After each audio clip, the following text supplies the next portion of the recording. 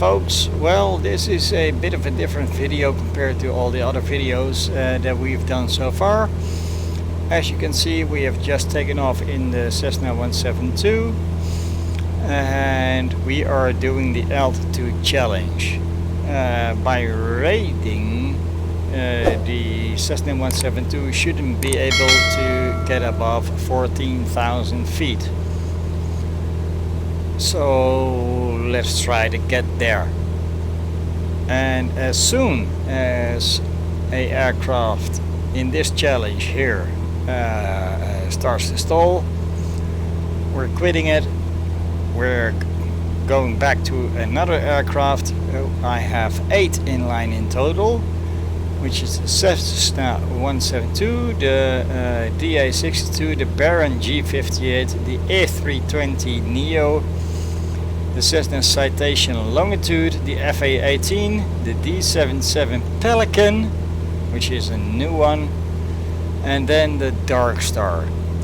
Now the DA62 should be able to do 20,000 feet, the Baron should be able to do 20,688, the A320 Neo should be able to do 39,800, the Cessna Citation Longitude should be able to do 45,000 feet, the A-18 should be able to do the same altitude, 45,000 feet, as well as the D77 Pelican. And that is something noteworthy, because the D77 Pelican is supposedly a orbiter, so it should be able to go a lot higher. Then we have the Darkstar, and that is a ceiling of 150,000 feet. So that is what we are doing here today, what we are trying to achieve today, what we are doing today. So here we are above the beautiful country of the Netherlands, climbing up to 10,000, where we will begin the challenge. And again, as soon as the aircraft starts stalling, I'm switching it out for another one.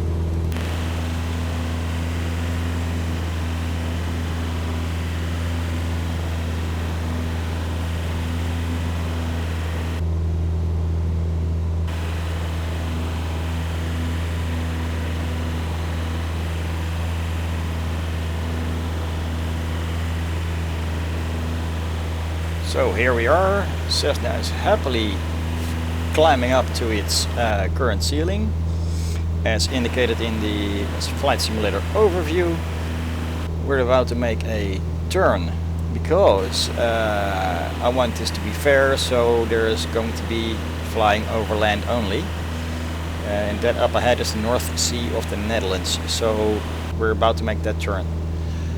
Now about proplanes versus turboprops versus jets, and even the Darkstar that has scramjets. Obviously in total altitude, a proplane is never a match for a scramjet. But today we're looking at percentages. How many percent can and will these aircraft, these 8 aircraft, go above their indicated ceiling as found in the overview in the flight simulator before you started up? So let it be known that piston aircraft, they really like to work really hard and they really want to please you, so they will exceed their indicated ceiling to a point. Now in real life, of course, you never go above the indicated ceiling, because should something happen, you're pretty much screwed. But stay till the end, folks, because there is going to be a surprising outcome to the winners list. And that is, yeah, it was really a surprise even for myself. And as said, I've been flying for over 5 hours, getting these guys up to their maximum altitude. The piston aircraft obviously go slower than the scramjets. So as we progress, clips will get shorter and shorter.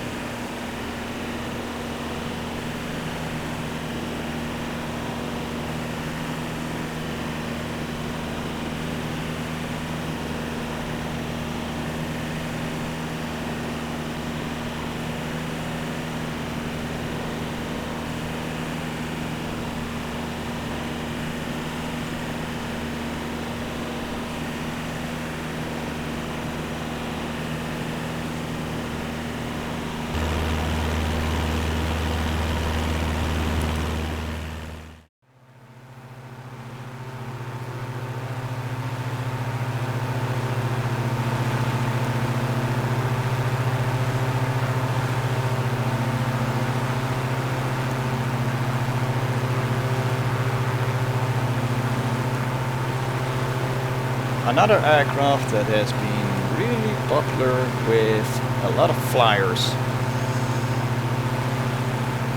Knowing how to fly with a dual prop is a good thing to know. And that is why I haven't sped up the first bit of this clip, so we can enjoy it.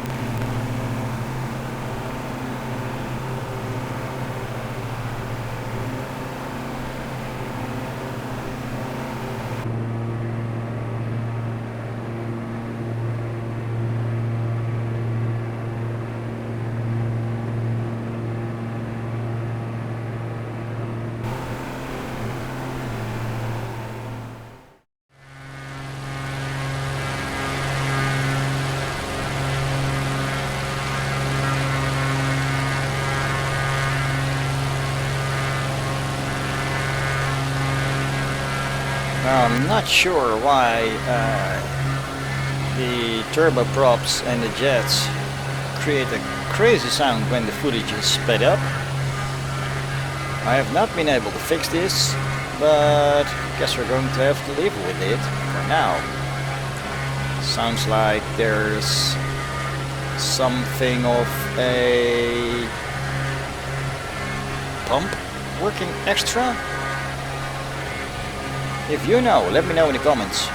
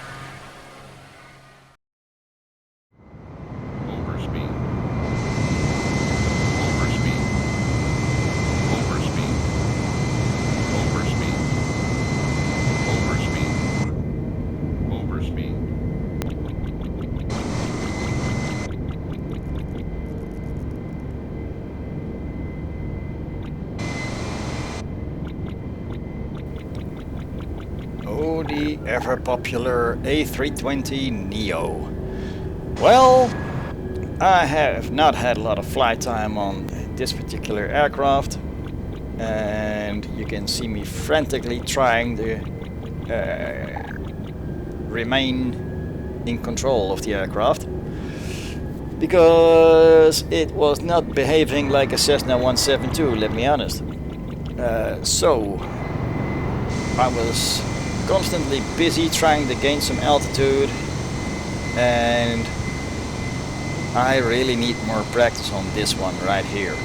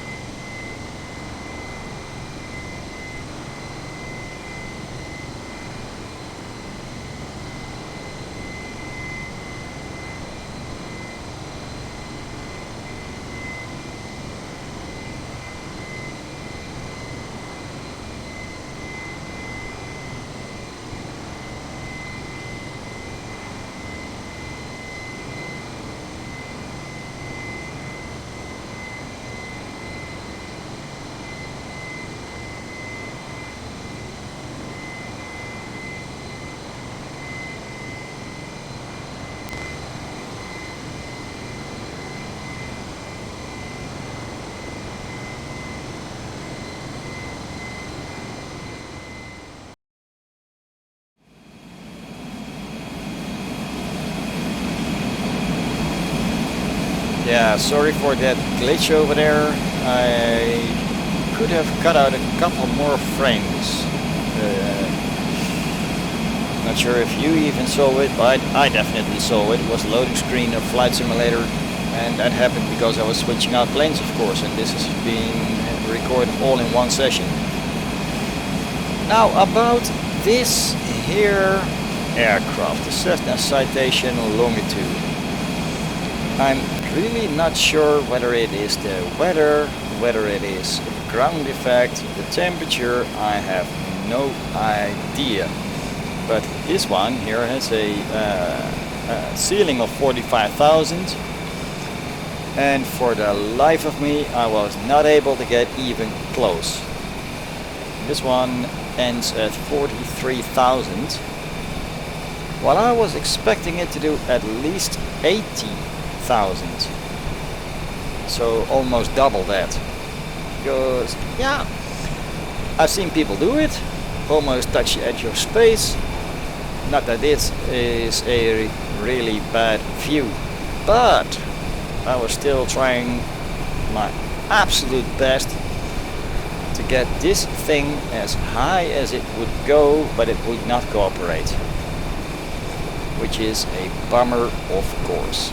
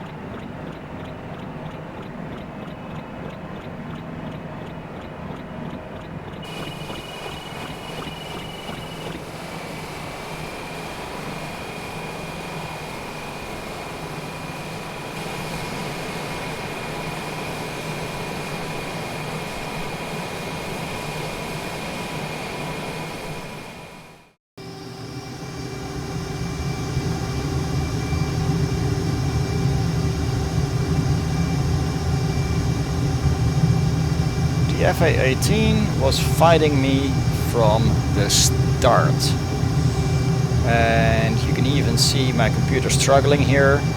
I'm trying to pull up and the computer says you're not fast enough, and I have no idea how to tell because of the frame rates being like 1 a second. But finally we're airborne and we're going to go sky high in this puppy right here.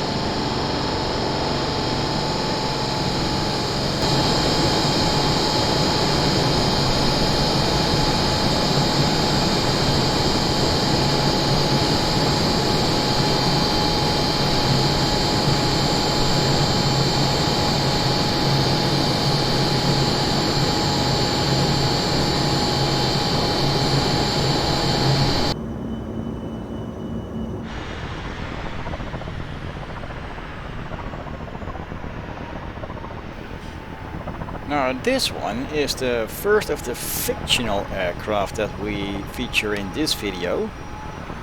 The next one is obviously number 8, Darkstar. But I'm having high hopes for this one. I mean, it looks futuristic, it's got hover mode, it's got flight mode, it is really fast, gets altitude really quick. So if rumors on the internet are correct, this could just be a good orbiter.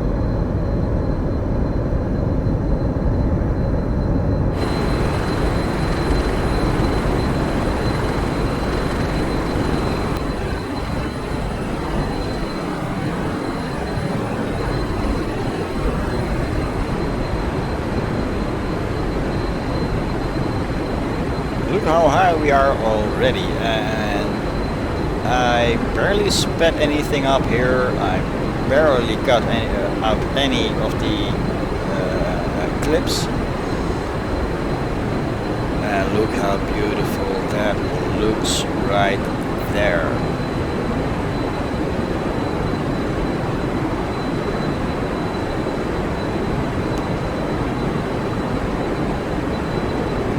However, the fun is not over yet.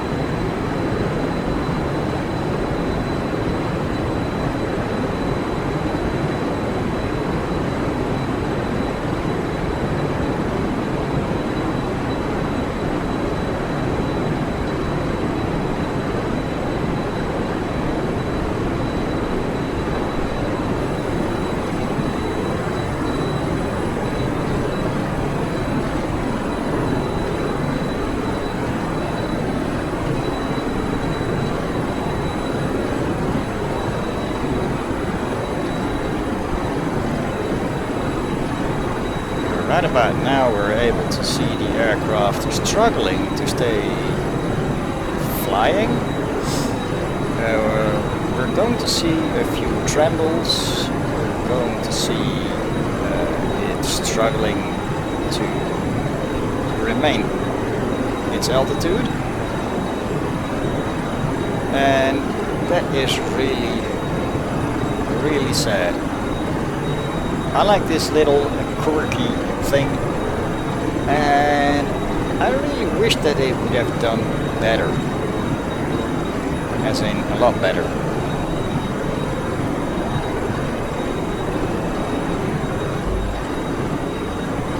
Oh boy, here we go. Look at the tail section sticking up completely, trying to stay flying.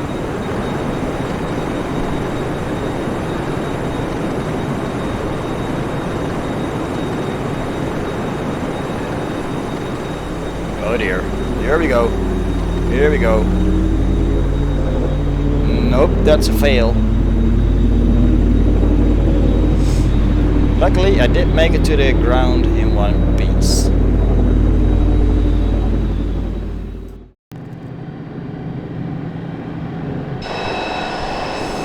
Yeah, I skipped the takeoff here and immediately went for the sped up footage. Because nothing flies this fast yet. Anyway, the Darkstar, the experimental aircraft number 2 in this video. It has 2 normal jets, it has afterburner, and it has scramjets.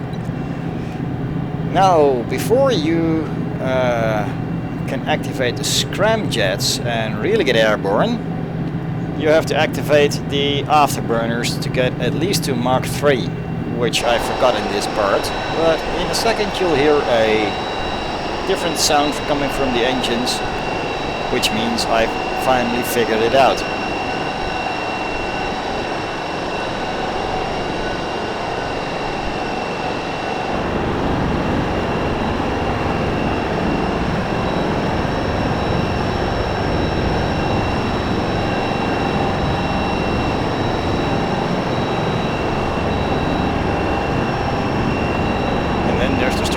Sound coming from the jets again.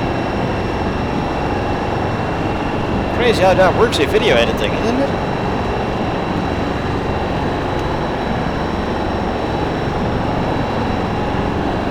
There we go, he figured it out. Now the afterburners are working and we're picking up speed.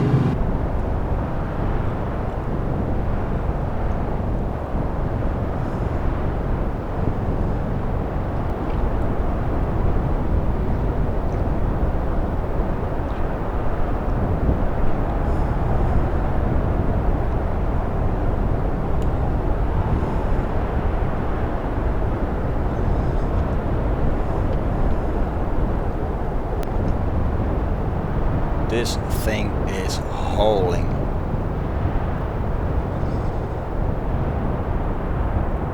And right about now the scramjets have been activated as well. You can see the airplane discoloring because of the friction, because we're at the edge of space. And we're testing how high it'll go actually. Supposedly 150,000 feet, but we're well above that. So in theory the Darkstar is the winner of this challenge, because it reaches 275,000 feet. But, however, the Darkstar is experimental and fictional.